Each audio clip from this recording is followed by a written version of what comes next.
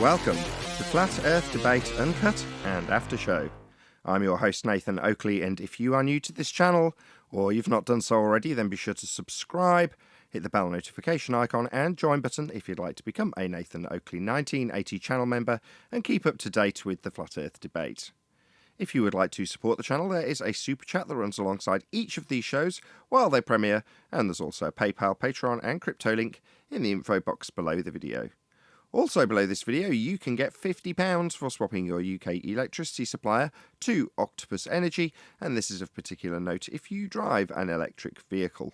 Speaking of Patreons, I'm going to do a quick shout out to all of you who do support me on Patreon. So, a massive shout of appreciation and thanks to Cannabear, Adam Price, Fibre Oats, Bogey, Michael Kahn, Rob H, Ben White, Maximum Gravy, John Kays, Patrick Gunnels, Banter, Will Brax, Melby Styles, Troy Shuker, Maris, Hairy Blade, Mobile Max 777, Neo the One, Lost Cat FE, Rob W, Open Minded, Reese Pound, Dale West Watson, Muted, Maria Neelands, Unbelievable Productions, Blue Ridge Ranger, The Real Gabster, Liam Nedrick Jr., Abraham Mohammed, Adrian Quintana, Skeptic 936, Life is Short, Texas Mike, and David Wayne Foster. So another massive thank you to all of you for supporting me on Patreon. Now I will hand over to whoever is in Discord and Google so you can enjoy their dulcet tones while I set up for today's live show. I made the lattes, and I had a party at my house. I was making coffee. So my cousin says, nah, I'm all right. But then when he seen the first 5 that I brought out, how they looked and how they tasted, he was like, I didn't know you were going to pump them out like that. Give me your cup. So you got to know how to make it. Unfortunately, I don't have that machine no more. It broke. Of course it broke. It's designed to break. It's not that it's designed to break, it's just it's under high stress, that's all. No, that's they actually design things to break after a certain amount of time. It's called wear parts. I'm sure. I don't know. I've never worked in a manufacturing. I've never worked with any manufacturers that are producing crap. If you know what I mean. They're always trying to get it as good as possible. When I've worked with engineers and they're trying to produce something or design something, it's always been. No, they're trying to design something as good as possible for the amount of money that the company's willing to put into designing it. No, I totally get that. You know, I totally get that. I mean, I've sold plenty of electronics that were at that level, that are designed to fail as soon as the warranty runs out. Same with TV screens. You know, they're produced to fail, and 9 times out of 10 they will after the warranty ends. Normally within a week. The amount of times people used to come into me when I was a kid in my first job at Dixon's electronics shop, and people would come in and go, but it's only a week out of warranty. I don't get it. You're like, yeah. But I used to spin that to my advantage and sell a lot of extended warranties. Yeah, but those kill you. Those extended warranties kill you. You could buy something for $450 and then they want another $200 for an extended warranty. It's insanity. Well, here people don't know the rights. So there's a I've forgotten the term now. It's a long time since I've worked in retail, but you get about 5 years. The accepted standard is 5 years, and there's a sort of half-life to it in terms of what you could expect it to do or how well it should perform at the end of, say, 4 years. And it's all laid out. Statutory rights, that's what it's called. So here in the UK, you get, when you buy a product, something called statutory rights. Now, if for the sake of argument you bought a washing machine and after 2 years it failed, you can still go back to the manufacturer and say, this isn't a good enough product. It should have lasted at least 3 or 4 years before it started to fail, not 2. And you could have good grounds to get them to do something about it. And they might come back and say, well, our warranty to just fix it outright without any cost would be 12 months. That's our warranty. However, in this instance, for 50% of the cost to replace it, we can repair it, or something like that. But people don't know that. If a product's less than 5 years old here, doesn't matter if you're buying it second hand, you can still go back to the manufacturer and say this isn't of a high enough standard. The quality isn't good enough within that period. Right, It doesn't matter that it's out of warranty. But if people aren't aware of their rights, they never exercise them. Exactly.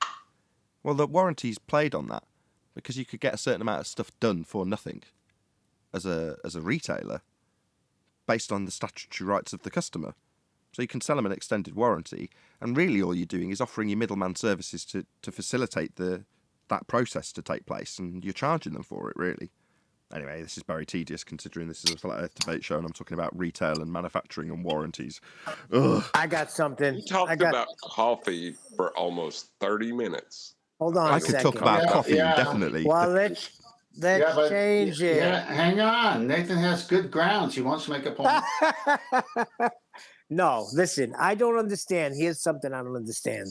It's like we spend sometimes 3 hours on this show breaking down stuff, and it's just ignored because you go listen on another show and they're still talking about how much of a freaking building is not in view. Right, you've got the Or wrong what's idea. being blocked. No, you've got the wrong way of looking at it. Right. There are certain people out there that are prominent that you can hear ignoring it. Yeah? They're overt in their ignorance of what we put out here. Many of them are in the comments under socks, so they've got plausible deniability. Pathetic. That's not to say that the people who aren't making videos and shouting from the hilltops that they say we're wrong or giving a crappy example of how we're wrong, not comprehending how a 2D circle works, things like that. Well, why are you concerned with what they do? Why are you even paying attention to them? Why are you watching or concerning yourself with that? There's plenty of people who come here. Well, I check in. To see what's being said, see if any of our arguments are making some ground on them, and it seems like it's not. And to me, it seems like they just want to show. Let me try a different just tact. ignoring everything. Okay, Let me try a different tact. Let me try a different tact. Oh, am I echoing? Is that someone repeating what I'm saying? No, that's me. I was saying your same words. Let me try a different tact. So, you've got, let's say, you're on a Christian forum, and a Muslim comes in because he's a troll, starts trolling you, yeah? And you get suckered in, the guy gets his hooks in, and succeeds in getting you to come and have a look at his Muslim broadcast, which is perfectly legit in every way. I got it. Oh, you see where I'm going already, I can tell. Now, Yeah, I got it. Okay, well, carry on. You explain the rest of the example, Neil. Go ahead. No, go ahead. Finish up, but I know what you're saying. What do you mean go ahead when you're interrupting me telling you understand? Go on, tell us how you understand. I'm inviting you to exaggerate so you get it, right? What do you get? He's got his doctrine. That's it. He's going to stand by his doctrine. No matter what I say to him, he's a Muslim.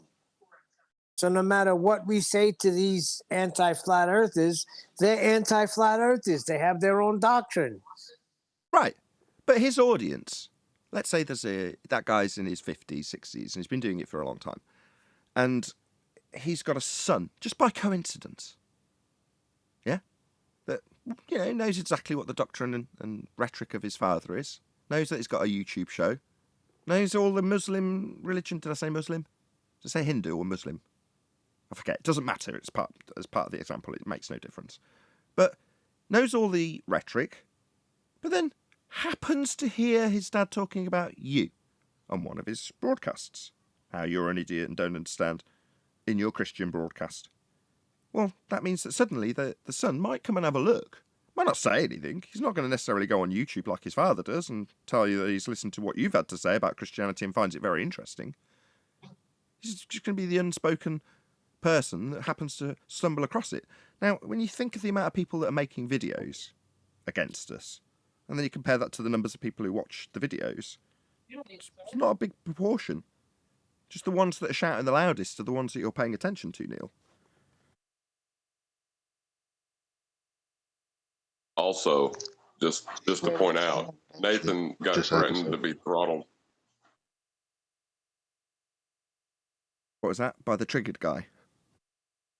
Right. He got threatened. You got threatened through your monitor, right?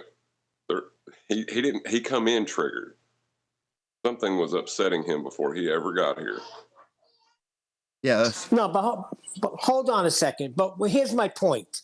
When you have such clear evidence of the horizon not being Earth curve, and they're just going to continue to argue 2015 and 2016 arguments. That's annoying. Am I the only one getting annoyed at this? It's like we're I'm sure you're not. screaming No. from the mountaintop and nobody's hearing us. No, that's wrong. Just explain this. God, it's just what a waste of breath. You're saying no one's hearing us. I got it, but I'm thinking about it and it's pissing me off even more. Okay, thank you, got that. So, because the ones who shout the loudest aren't getting it, no one's getting it. That's your logic, Neil. Well, maybe it ain't going fast enough for me. What's fast enough? How do you track the progress? Can I interject? Not before we find out how fast it's going. Where's the speedo for this progress, Neil? What is our barometer? What's our scale? Okay. How do we measure it? Okay, that argument should be dead, okay? That argument should be dead. It should be pushed forth as truth. The horizon's on Earth curve. Here's this picture we got. It's somewhat 20 miles away, the horizon. So enough of this nonsense of seeing how much of a building is not visible because of this or because of that. And they went over 121 reasons.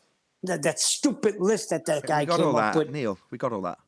But I'm saying, if you've got ghost hunters out there and you show beyond all certitude that what they are putting down, not necessarily ghosts are unreal, but what they're putting down isn't true. Yeah? And then the next day they go out and do it again. Yeah? Does that mean that no one's listened to you pointing out and showing how they're demonstrably wrong? No, it doesn't. The fact that they carry on shouting about it, you're saying, well, I want to see an end to it. So what you're saying is, in essence, you want to censor the people who oppose us. That's what you're essentially saying. I want them to understand that we're not talking out of our ass here. When you come with a truth, and it's a proven truth, you can't keep pushing the old stuff. What does understand? What does understand mean to you? You stand under what I'm telling you. So you're going to accept what I say. So in essence, if it's fact, you want to put an end to people who don't accept what we say, right, Neil? What we prove. Yeah, I'm not disputing. I've got a couple of machine guns if he wants to borrow them. Go on, citation, say again. I mean, if you want to put an end to people that don't accept what you say, I've got a couple of machine guns if you want to borrow them. No, I don't mean put an end to the people. I mean put an end. Neil wants to put an end to their dissemination of an opposing view, regardless of whether or not we have proven our point or not. That would be censorship of the opposition. That's what Neil's hoping for. I want to shut down. That's what I was saying. That's what I was saying is what that methodology ultimately leads to is fascist. Oh, I see. No, I totally people. agree. I just hadn't led it there yet. I would have got there, but I totally agree. Yeah, it's the lesser end of the extreme when you have this attitude, Neil. I'm not knocking you. I'm not saying you're doing anything wrong. I'm just pointing out as a citation police that that's the start of a long, rocky road where you want to enforce what's what. Once you've got control, suddenly whether or not it's right or wrong might not seem so important anymore, just whether or not it gives you a bit more control. Because normally, once you've got that your teeth into that aspect of, well, they're not going to say that, it's wrong. Once people respect you, see you've got the charisma and you shut people down, people get behind you, what happens then? Well, this doesn't really matter if it's wrong, it serves my ends. That's where we end up with people talking and disseminating complete nonsense because they're in power. And that was only 30 seconds in Jose's show. Imagine if I stayed there for a minute. Yeah. But even in your proposition, Neil, the most practicable solution for the powers that be is not to just completely alter the paradigm. It's to synthesize the new information into a new paradigm, which is a merger of both. It's almost never the case that they just flip to the antithesis. For us to do that, or for them to do that? Who are you suggesting should be doing that? No, I'm saying that's what they will do. Okay. I'm a bit touchy and getting my wires crossed this morning. Yeah, absolutely, that's what they'll do. They'll amalgamate whatever we have and whatever we disseminate into the rhetoric that they've either already got or some bastardization of a new rhetoric that they're already putting out, parallel universes, whatever. Hold on. And then they'll update the ethos that this is something we always knew, kind of like when Rumpus said, "Oh, I've always said it was optical." Right. Go on, John. No, you can't do that with the globe. You can't always say, well, we knew it was flat.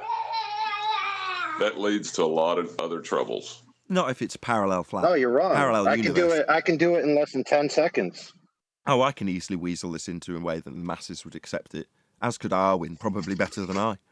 No problem there, John. No, you think you could. Oh, yeah, parallel universes. it's easy. Flat. Hold on. I'd do it with string theory and parallel universes. Baffle them with bullshit. No worries. 10th man, push your way in. Hold on. No. If the Earth is flat, then what's at the edges? It don't matter, dude. It's only locally flat. It's rendered as locally That's your flat. opinion. Because it's Rendered, there's a good word. expression. There's a good word, John.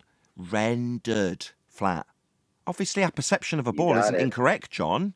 That's still how it works in pseudo-Riemannian four space, but there are dimensions beyond pseudo-four space that is a sphere Earth. That's already the rhetoric. Yeah, that's what I'm Now saying. you're starting to get it, John. Exactly, Synthesis. you're starting to get it. Yeah, exactly. hold on. No, y'all ain't getting it. Oh, it's us that's It's stupid, eh? accepted. No. No, you don't No, understand. no. You don't You don't understand understand. what I'm saying. No, you don't understand. If it Now, can't you don't be a understand sphere- how what you're saying is already synthesized into Nathan's explanation. Yeah, exactly. Anyway, let's not rumpus, John. Fun though it is. Go ahead, John. I know. Hey, ZZ Top. No, come on, be reasonable. If it's a sphere, it can't be flat. You're going to have a hard time convincing the masses that you have a flat sphere. That's just too far apart. Well, they're trying it. Bendy's ontal is our, or Bev's way of pointing that out. When they have flat curves, that is what they're currently trying to synthesize in the anti-flat Earth realm. Either it's being put in there for them to disseminate, or that is the way the natural cognition takes them, a flat sphere. I mean, we do have those descriptions out there in the argument platform. Yep. Yeah, but Just for that's John's within the sake, people that John, I argue. already wrote this explanation like last week, and so I'll find it and I'll send it to you, and you'll see how it Hold on. explains everything. That's the people that argue against us, Yes. anti-flat earthers. That's correct. That's not normal people. No, but what they can take from that, this platform, the discussion of the Earth and its shape, when you're talking from a sphere Earth perspective, as opposed to us, where we talk about an aspect flat. When that process takes place, out of it is churned some beautiful heliocentric bullshit that they can lay on the cracks after the fact. So when we see things like Andrew Thomas Young, right, where do you think that's come from? Those sorts of things are born out of necessity. Somebody at some stage will have challenged the rhetoric, and then there'll have been a discussion, a debate, and out of it will have come that explanation. So how Right, do and this we is know that we... probably- Go on. This is probably the trenches of that. But my point is there's no reconciliation of a flat globe. That is an oxymoron. No, I completely agree. You're It's the first time in the trenches where typically what we have is a battle that ends in confusion for the person watching if they're not that bright, and potentially heliocentric smearable bullshit over the rhetoric that exists that comes out in the form of things like Andrew Thomas Young. But in this instance, you're absolutely right. You can't reconcile this argument. There is no reconciliation for it needing to be flat to measure the angles. You can't get around that. Now, at the moment, they're descending into madness. So yesterday we talked about Simon, Dan and Craig, and Mitchell from Australia was kind enough to send me a trimmed out clip of what he was talking about. And it was exactly as described by Brian. I think it was Brian. They're asking how a flat circle can be flat. I kid you not.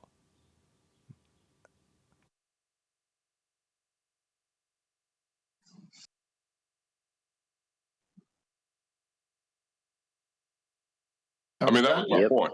Well, that was my point, though, that you can't synthesize this. It's one of those oil and vinegar. but you can. It's just going to always separate. No, you can synthesize it. It's easy. Hold on, do you want to hear that clip? Okay, go ahead and tell me how you get Hold a on. curved adjacent. Hold on. Just let's hear this clip. If you do find me a citation that says everywhere inside of a circle of equal altitude is flat and level, I'll delete my channel. And I'll also delete Simon Dan's channel. Wait, what? Oh my God. Even in the description, I would just be parroting what we said yesterday. In the circle, that's a two-dimensional object. So, what part of that doesn't he get? at the first word, circle. It's then qualified with equal altitude. So there's even in the description, it's undermining his own question. But that's what I said a couple of weeks ago, maybe a month ago now. They're descending into madness. That's where they're going. Well, it's part of the trick too, right? Because they call it an altitude angle, but nothing's actually changing altitude. It's an operation of perspective. They don't even have altitudes on their ball. Everything's infinite. So why would they call it that? What, an area of equal altitude or an area of equal elevation? Because that's what a circle is. Elevation angle. An elevation angle. Oh, why would they call it an elevation angle? I don't know. That's just what it is. No, when it's you not. define it. It's not an elevation angle. The elevation of the star has not changed because of this perspective you view it from. That's why they do it. It's that first angle is where all the trick begins. Yep. I've started to call it the elevation angle argument as opposed to the sextant argument. This is obviously a spin-off of the same principle, and the principle employed in the sextant argument is essentially an argument of the elevation angle. Except it's not for the elevation as you think it. It's not for the height of the star, but it is the height above the horizon as an angle. It is not to determine how the distance, meaning from the ground up to the star itself. That's not useful But to you. that's not elevation. Well, it's not what you're using, and it's not useful to you. What can you use that for?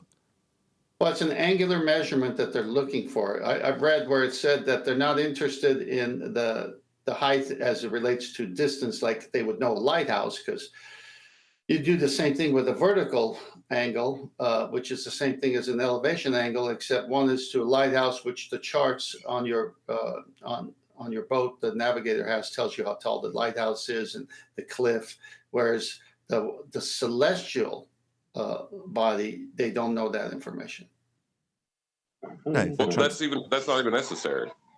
Well, no, they're I'm not. just telling It's you not what they needed. say.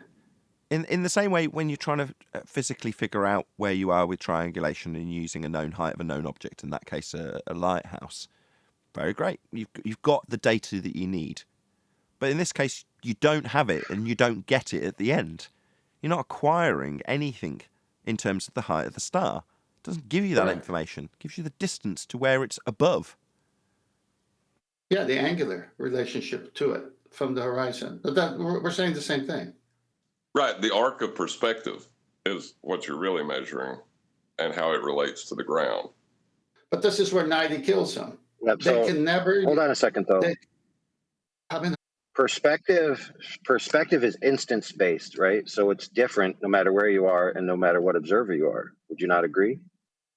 No, I demonstrated that in my kitchen. Okay, so your claim is that perspective is the same from different locations. No, that's not what I said. Okay, so what I said is perspective is unique to each observer at each observation location. Is that true or untrue? No, perspective can be the same for me, time-based, as it is for you, as far as the celestial sphere goes, or the celestial dome. Really, it's all we see. So depending on the time, it could look the same for you, or it could look the same for me. It just depends on what time it is and where we're at. Okay, and how, all right, so check that out. How would you ever prove that? He can't. Exactly. So my claim stands that it's an instance. Navigate with it. Hold on, you can navigate with it, but you can't prove it in relation to how you phrased it with the item, which is the star you're measuring. Bingo. So this is the problem that they had when they first came up with this, is they did triangulation, right, from different observation points. And they found that the elevation to the object is different for each observation, and they couldn't square the circle in any kind of mathematics. And so they said, wait a minute, if it's always different for each observer, and I want to believe that reality is constant, I have to make changes to reality. See the problem? Yeah.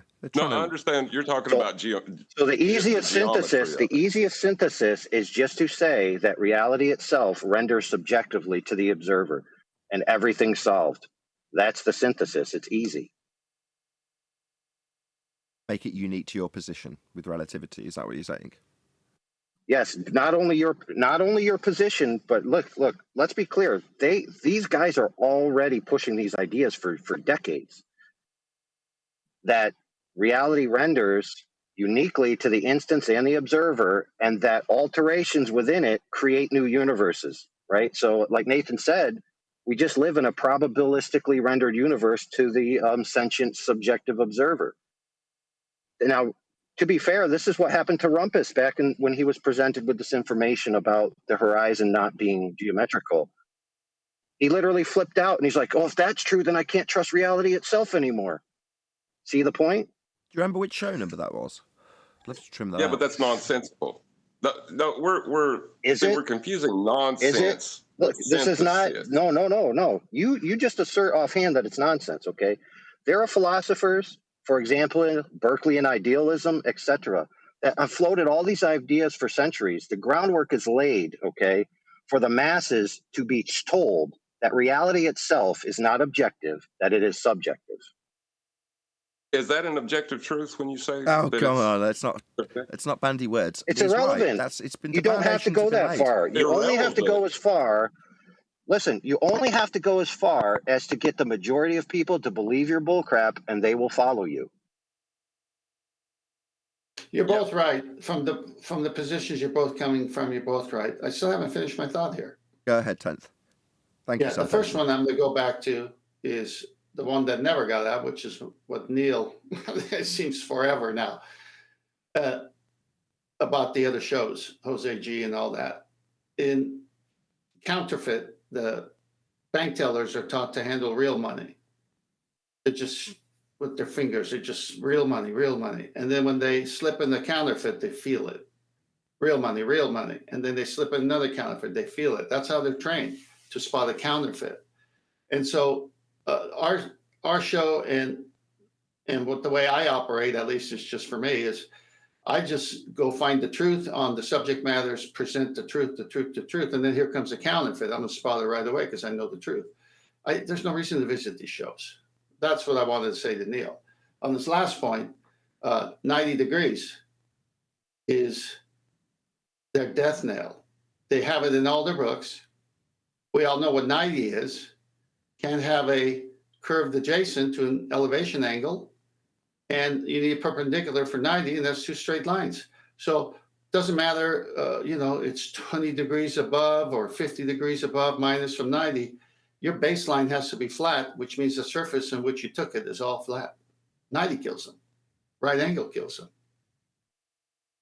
But like the point I was making, back to the initial point that I was challenged on, is the arc in the sky is what you are measuring to the flat surface below it. Whenever you actually do. And what do you need on that? And what is that? Isn't that a right angle? And then the hypotenuse is your eye line to the star, making a triangle? Well, yeah, it has to be, because okay, it has to be flat to get the angle measurement to begin with. But the point is that arc measurement, when you count it in minutes and then transpose it 90 degrees to the ground, you can get a distance to travel. That doesn't mean that the sky is a sphere. Correct.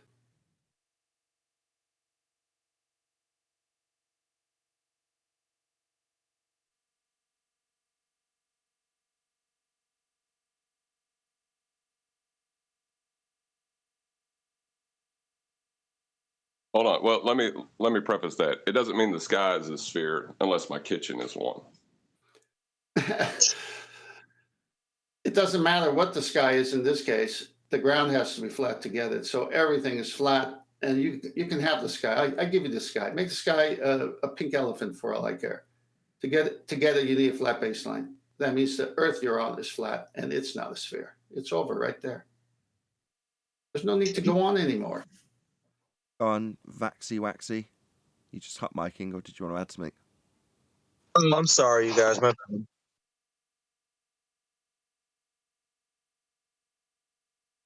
That's okay. Nathan, do you want to show a few slides before the show starts? Are they in Master B? They are now.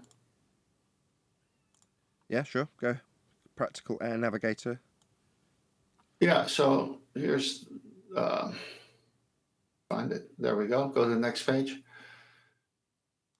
So look at the way this is the first one I saw depicting it this way, circle of equal altitude. Top view on that. These principles hold true not only for a star directly over the pole, but for all stars, and the relation between observed altitude and corresponding circle of position is illustrated in figure 59. Evidently, the smaller the altitude observed, the greater the distance from the point on the Earth directly beneath the star. Okay, how did they got the Earth depicted on that top, and what's the overview on the, so there's a circle of equal altitude on the bottom, and then look at that top view. Star over a flat plane. And that's how you get those angles, 60, 45, 30. And it has, broken down around the edges of the arcs of the circle, as well as to 90 minus 45, 90 minus 60, 90 minus 30. Well, that's a 90 up there, which means you have a flat baseline. This is from their own books.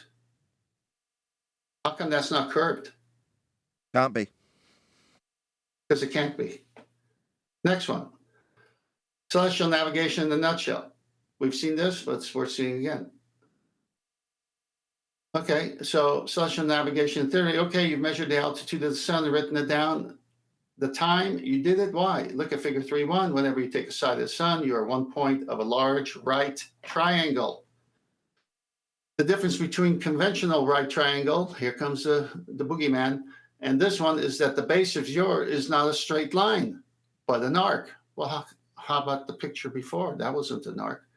It's not just any old arc. The particular arc is a great circle track between you and the point on the Earth that is directly under the sun, point known as the geographical position, but usually written out in abbreviation GP.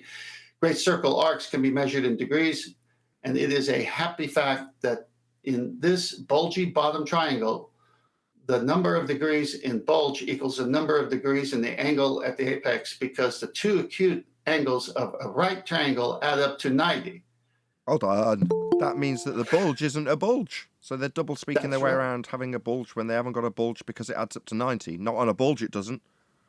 That's right. Exactly. They're lying. That's right, Neil. That's because we spotted the counterfeit, because we know what 90 is. We don't need to go to Jose G. Gonzalez show. Just know what the truth is. Remember, the angles of a triangle must add up to 180. Ooh, what happened to the spherical triangle? That goes up to 570. And the right angle equals 90. The angle at the apex must equal 90 minus the angle at your point, the angle you measured with your sextant. Okay, so we are talking about the sextant. Go ahead and go to the next slide. That's their 90, but that's not a 90. Wow. That's their 90, but that's not a 90. They're done here. All right, next one, it goes to the circle of equal altitude, and it's talking about from the GP all the way. So take a moment to nail down the concept with some simple numbers. Say you measure an altitude of the sun in 60 degrees. That means the angle of the apex of the triangle is 30, which means that you are 30 great circle degrees from the point on the Earth that is right under the sun. The GP by long-standing convention. 1 degree on terrestrial great circle equals 60 nautical miles distance. In this example, therefore, you're 1,800 nautical miles from the geographical position of the sun. Next slide. So here's a top view of the GP.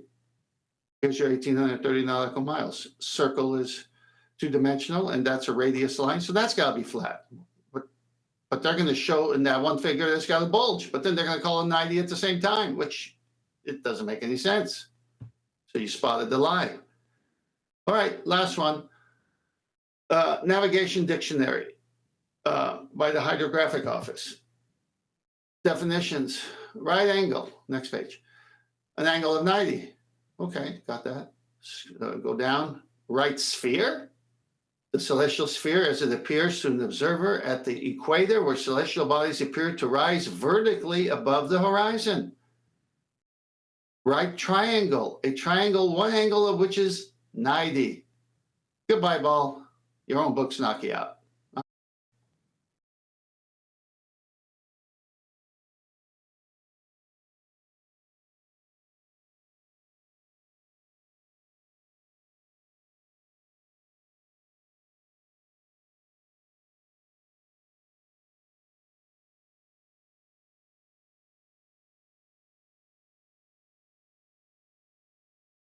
Oh, great. I've updated OBS and now it doesn't work and doesn't want to go live. So we're going to have to talk about it amongst ourselves for a few minutes to figure out what's wrong.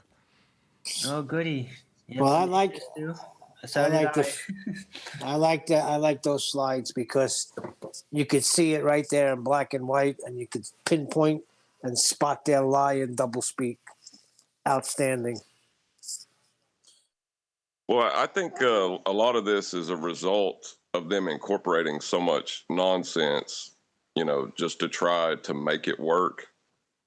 And it's kind of reached a boiling point. Can't keep this model anymore, pretty much. That's what I'm trying to tell my son. I'm like, how are you still like? I mean, the overwhelming evidence. It's like I don't understand it. They go, you're saying that because my feet are flat, the earth is flat. I said, no, that's not what we're saying at all.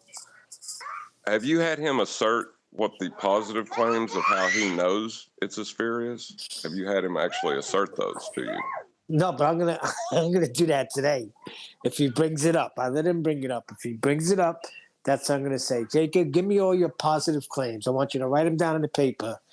Give me all your positive proofs that you stand by, which will persuade me that we're on a globe. And then we'll see where he's at.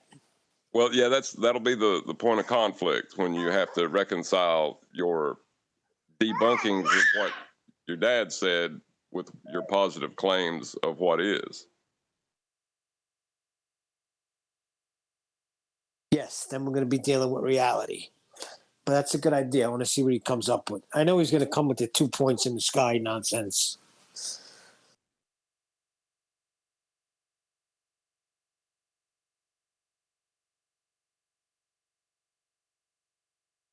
That in so many times he says he's not. Did you say? Sorry to interrupt you. Did you say you struggled to go live, Arwin? Well, I had some weird sound issues. Like suddenly the sound was getting like really weird and would hang. Like I had a window open about something.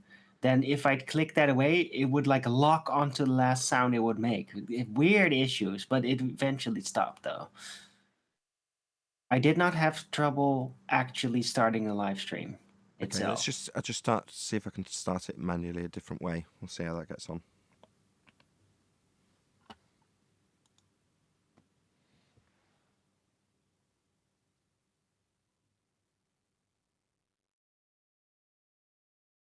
When they have to make day. Pluto's return. 400-year Pluto return. And it's also literally Tuesday. So we got 2 on a Tuesday. Who is this? Mark of the beginning of our the birth of the United States was 400 years ago today on this day on Pluto's return. You want to fill us in? All we got was 2. Well, that's just a good calendar because they know how to plan it.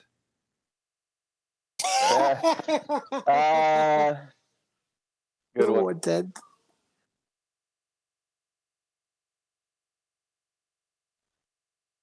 No, besides the twos, it's also the Pluto goes in like a 400-year cycle, and 400 years ago marks the birth of the United States, of the Declaration of Independence or whatever they signed. It's like 400 years today, and is also the return of Pluto. 400-year cycle. I'm skeptical about history, to be honest with you.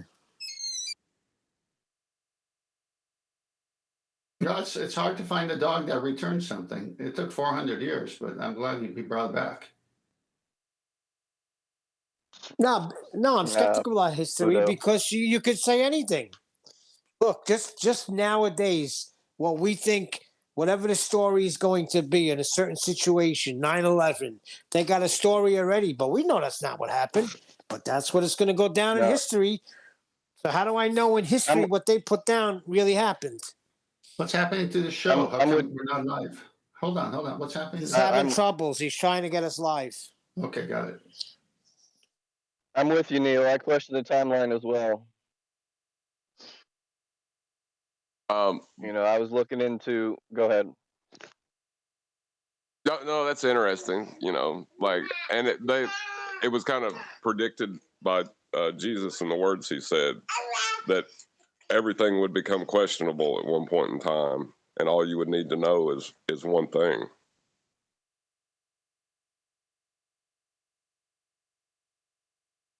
What thing is that? That he is the way, the truth, and the life. Jesus said he is the Father. way that. Right. Go ahead, John. Sorry about that. I mean, we're moving so far away from the origin of the information. No wonder it's getting diluted, and confused, confounded. The end of days described in Matthew 24, Jesus says 3 times, do not be deceived. Do not be deceived. Do not be deceived. And if it was possible, even the elect would be deceived, but that's not possible because of the Holy Spirit. So we are entering times of great deception that is going to look fantastically authentic, but it's not. It's going to be something, but it's not what it claims to be. Correct.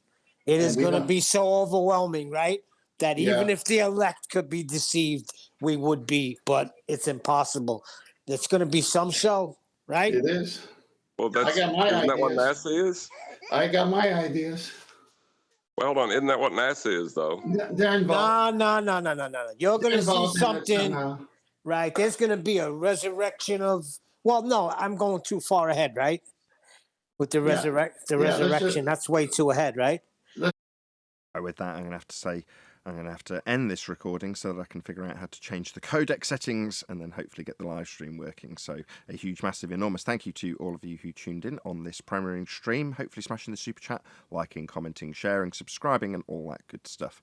I've been Nathan Oakley, and I will see you all in the next video.